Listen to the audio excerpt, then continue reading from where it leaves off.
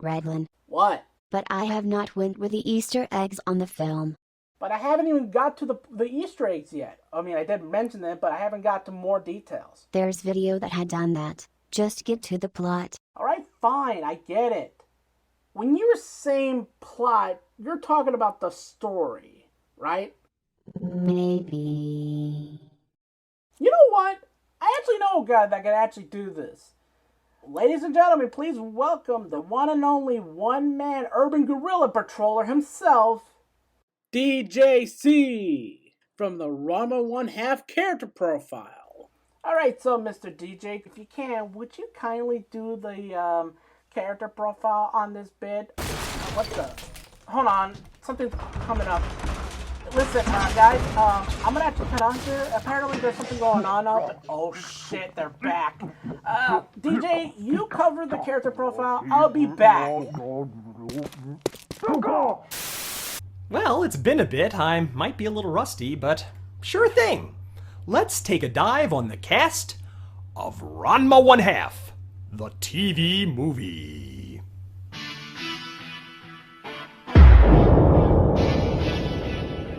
Stop me if this sounds familiar. This pure paragon of a human specimen is 16-year-old Ranma Saotome, the sole prized pupil of the Saotome School of Anything Goes martial... I'm sorry, the Saotome School of Indiscriminate Grappling. Some minor translation differences there. This one-of-a-kind martial art entails one key skill over all else: adaptation. To wet the beak in all facets, from highest martial art to lowliest fighting technique. To witness Ranma fight is to witness something truly extraordinary. Mid-air ballet, like something out of Crouching Tiger, Hidden Dragon. He seems almost weightless as he dances through the sky, swooping in with missile-like precision. Being raised by essentially a single father in Genma Saotome, young Ranma had poise and discipline relentlessly crammed into his head his whole life. He and his dad, constantly scrapping, constantly testing each other's mettle. At the mere age of 16, Ranma had grown quite formidable. Ranma is a brash young upstart beaming with pride. Pride! Being both his greatest strength and most glaring weakness. All the more tragic, this would make Ranma's unfortunate condition. I'm sorry, do I need to talk about this again? I'd like to think the people who clicked on this video already know about this garbage. Alright, let's do it, I guess. During an unspecified point in their training, the two visited a training ground in China called Jusenkyo, a place world-renowned as one of the most dangerous on planet Earth. In this reality, it isn't exactly clear. They're not shown on the poles, so I shouldn't just assume. But Ranma and Genma both plummeted into two cursed ponds. Ponds that with a single touch would change the form of the victim to a creature what drowned in it thousands of years ago. Genma's curse turned he into a panda, while Ranma's curse turned he into a red-headed female version of himself. Very oddly, the curse of Jusenkyo is not exactly permanent, as a single submersion of hot water can revert their cursed forms back to normal. However, all it takes is a submersion of cold water to go back to the cursed form. This little quirk would prove to make Ranma's situation better and worse. Yes, it is great he still gets to be a guy and enjoy all his guy stuff, so long as he don't get wet. But when he does get wet, when he does transform from guy to girl or vice versa, it always seems to be at the worst possible times. Let the hijinks ensue. Being a braggadocious alpha male, Ranma resents his transformation, finding it demoralizing and humiliating. You would think he would just jump into the spring of drowned boy and fix it. But in this version, it is never said aloud that there is a spring of drowned boy. Huzzah! Ranma 1/2's biggest plot hole has been fixed! Ranma's mental anguish affects his martial arts very negatively. When in a young woman's body, he is essentially checked out of battle. So prideful is he does not believe his female form to have any power, that he is incapable of firing off a signature move. In this stubborn mindset, it has become a self-fulfilling prophecy. His female form is useless and weak. To prove it otherwise, that will be Ranma's lesson to learn. Until then, hoping against hope, Ranma has made it his life mission to one day find a cure for his affliction and rid himself of girl-type Ranma forever. For now, he simply goes through the motions, playing along with his father's plans for his future. but more on that later.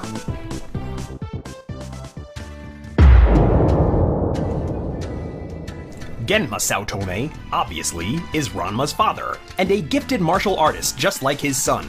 But where he is lacking is his wit, which in fact makes his son superior in many ways.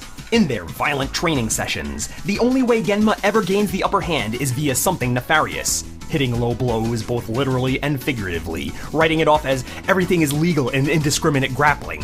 In this universe, Genma and Ranma come preloaded with the Maoko Takabisha! Or Dominating Fierce Tiger! This is a lot like a Hadoken from Street Fighter, only it's very large, and it simply appears and disappears, not technically a projectile. Genma is pig-headed and, well, a bit of an a-hole. All he cares about is himself. In the face of adversity, he just wants to get through it, contributing as little as possible. Yes, he as well yearns to be cured of his panda curse, but he's willing to sit back and let Ranma do all the work to find it. In the meantime, he'll be chilling in the background, reaping the small benefits of his panda form, from not having to communicate to, whoa! Alright, this took a turn. Don't recall a Ranma story ever taking place in a brothel. Son Tendo is Genma Saotome's childhood friend and fellow practitioner of indiscriminate grappling. It is mentioned briefly they trained under a master Happosai, roaming the earth trying to expand the reach of their art. Ultimately, Son would prove to be the more successful of the two, but barely so. He opened the Tendo training hall in the Japanese town of Narima. He himself is the single father of 3 children, as his wife died young due to illness. He looks to his youngest daughter Akane to be the one to inherit the school and carry on the art to prominence. But presently, the Tendo family is destitute. Penniless even. Their martial art is too obscure to lure in clientele. Pinching every penny, Son Tendo depends on the arrival of Genma and Ranma to turn his fortunes upside down. The big plan is to wed Ranma and Akane, very much against their will, merge the Saotome and Tendo schools, and build that strong foundation so desperately needed. From there, the success writes itself. Though spineless, Son Tendo will do anything for his daughters, and will absolutely be proactive, and even a bit of a badass when he needs to be. In fact, he proves invaluable in Ranma and Genma's search for a Nanichuan, or Spring of Drowned Man. Seems here Son has knowledge of a similar such thing right here in Japan. A piece of business a little bit different from the manga and animated series, and yet, in its own way, familiar. Don't forget the tale of the naughty foxes.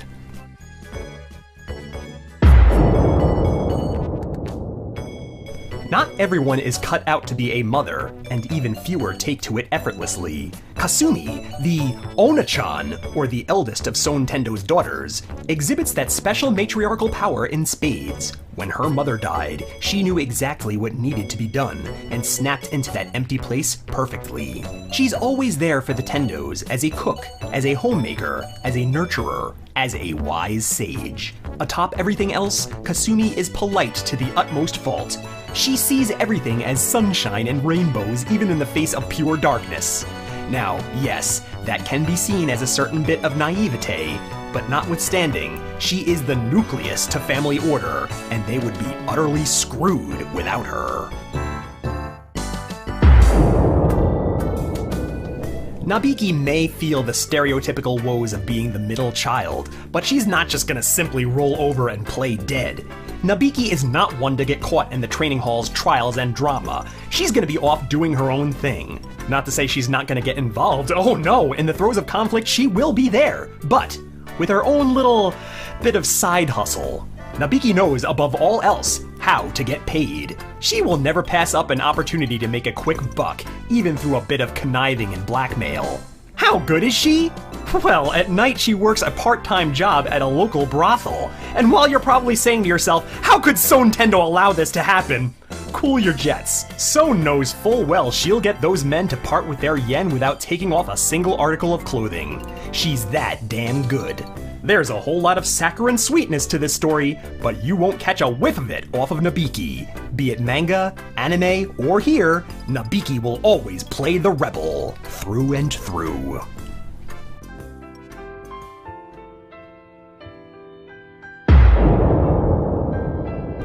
Besides Ranma himself, Akane is the main point of view character in the live-action Ranma universe, and perhaps the most relatable. Having lost her mother at a young age, Akane has made it her mission to be the greatest martial artist to ever lace up a gi, and with a prize charm necklace adorning her neck, doing it forever in her mother's honor. With strict discipline enveloping her every moment of life, she has been labeled as a tomboy. She is not very feminine in the traditional sense, and she has a bit of a temper, often resorting to physical violence to win an argument.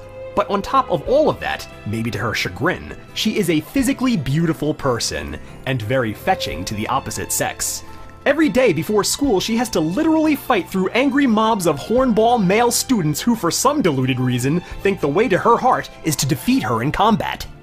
It wasn't even a question. When Ranma arrived to live with the Tendos and the parents finally got to put their lifelong plan into action, Akane was named the only candidate to marry Ranma.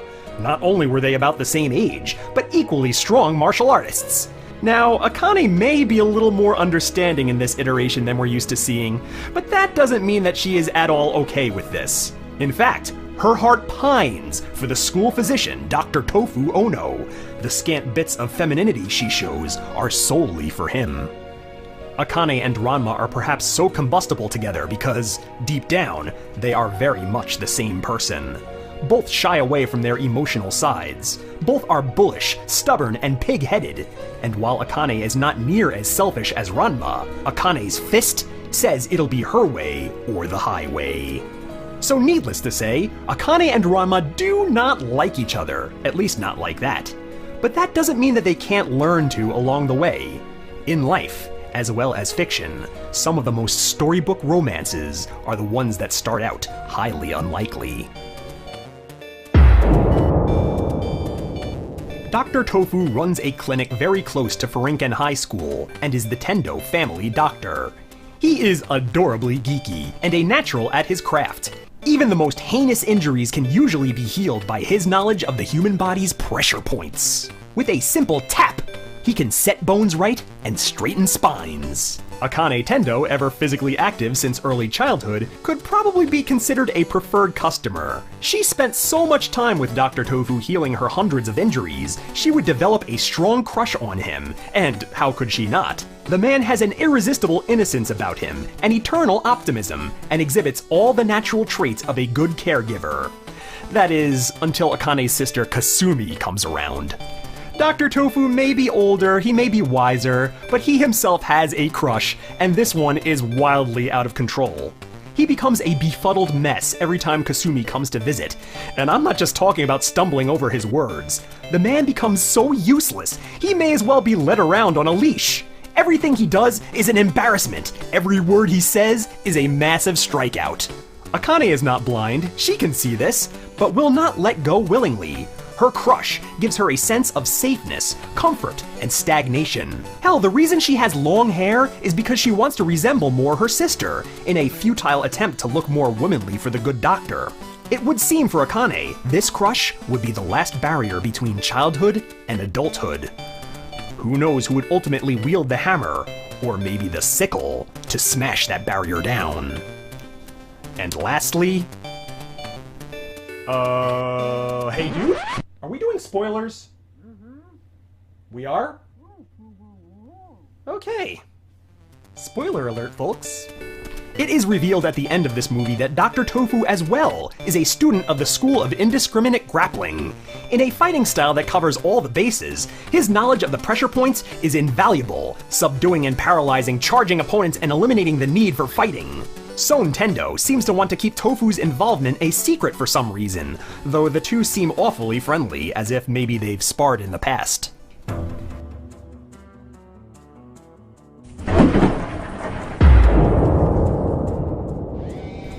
Every day, every morning, Akane Tendo must fend off a mob of warm bodies just to get to class. But only one of they has the clout to have the others step aside and offer he first dibs. It's upperclassman Tatewaki Kuno, Captain captain of the Furinken High Kendo Club, and he won't let you forget it. The opulent son of the school principal, Kuno projects himself as Blue Thunder, a creature of spotlessness and grace, as well as the school's most dangerous force. All the other students are slaves to his charisma, willing he to gather all the spoils he deeply believes he deserves. Of such spoils is the elusive Akane Tendo, every day the unwanting victim to his charms, thus making Ranma Saotome a natural rival. And though Kuno talks a big talk, he also walks himself a big-ass walk, as his skills are indeed worth boasting about. Like the scorpion signaling its sting when Kuno makes this motion, he's about to blast you with his trademark Senpuken, a sharp upward thrust with icy, windy reach. Perfect for winning a kendo match, even better for depleting enemy numbers. From the outside, it would appear Tatewaki Kuno to be of elite intelligence, but it's all window dressing. In all honesty, he's as dumb as a rock. His lust for Akane Tendo is only challenged by that of Ranma Saotome's female form. Even though he has literally been told she and Ranma are one and the same, even though he has literally seen Ranma change forms right in front of his eyes, he still doesn't grasp the obvious truth, and it's led to some skeezy, pervy situations. Keep in mind the proud macho male Ranma is. To have this creepy boy crawling all over him, lusting after him, it's enough to make him want to explode, or at least pay a nice visit to a therapist.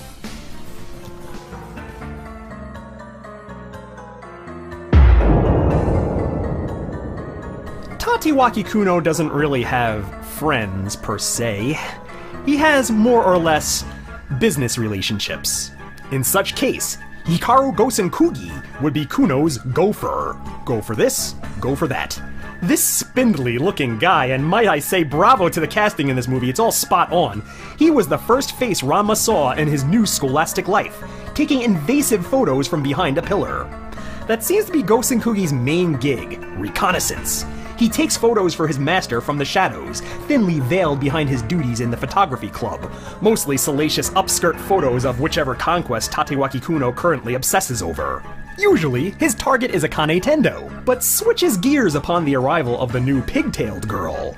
Seeing all and knowing all, he has witnessed the Jusenkyo curse in all its glory, tried to inform Kuno about it, but Kuno's selfish eyes refused to give up his red-headed conquest. Gosenkugi, in his free time, would appear to be a believer in voodoo, but here it would seem that he doesn't actually have any voodoo powers. He has little to no power, actually. He is the stereotypical weird kid who talks to no one and is often bullied for his aloofness. I can relate, bro. And now, the main event. The character completely original to this new iteration. Meet the Vice Principal of Furinken High, the mysterious Vice Principal Okamada! I kinda want to summarize this guy quickly because it's not out the realm of possibility I might want to do a proper profile on him someday. But to talk about this character is to use lots and lots of words because it's complicated. He has been put in charge of the school since Headmaster Kuno has taken sabbatical to America, and besides being a bit snoopy and authoritative, he would look to be on the up and up. But the bell rings and it's class dismissed. He retreats to his secret underground lair and becomes his true self, the androgynous, masked miscreant, Madame Camembert. The Madame is more vain than even Tatewaki Kuno, dressed to the nines in peacock feathers and massive, lacy tarps. Eyeing himself as a beautiful, exquisite creature, deludingly thinking any man would be helpless to his oozing sexuality. Ugh. Hey, good on you for having confidence, pal, but those teeth, that gruesome wet-looking mouth with blue lipstick, ugh, major turnoff.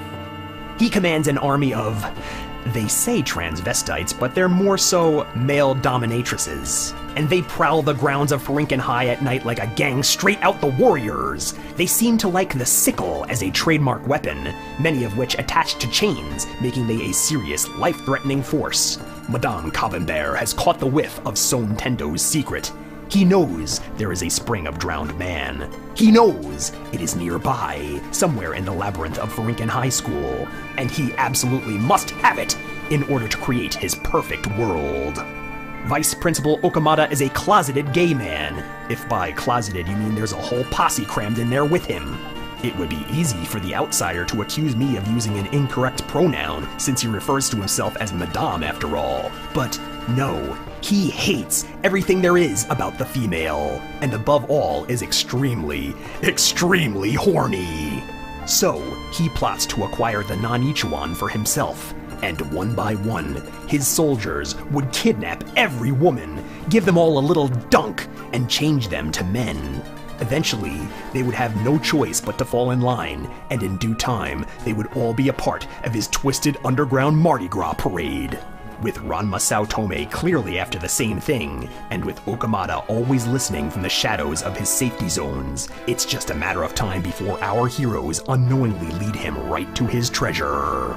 Once he has it, I'm afraid he'll have to vanquish the boy. And Madame Cabanbert is an opponent unlike any other Ranma has faced. Besides the obvious, the Madame is going for the kill. Wielding a giant Grim Reaper scythe the size of something out of Final Fantasy, any strike he scores is a potential killer. He fights very slow, very barbaric, and very, very deadly. On top of everything else, Madame Cabanbert uses the knowledge he learned to his advantage, as he knows Ranma's lack of confidence in his female form. By hook, by crook, Ranma will be a female when they fight, and unless he could somehow tap into an inner courage that doesn't self-defeat, he will be turned to Negamaki by Madame Cabanbert's hand. And that should just about do it for me. This is your good buddy DJ Clive. This has been a Ranma 1/2 character profile. And tag, you're it.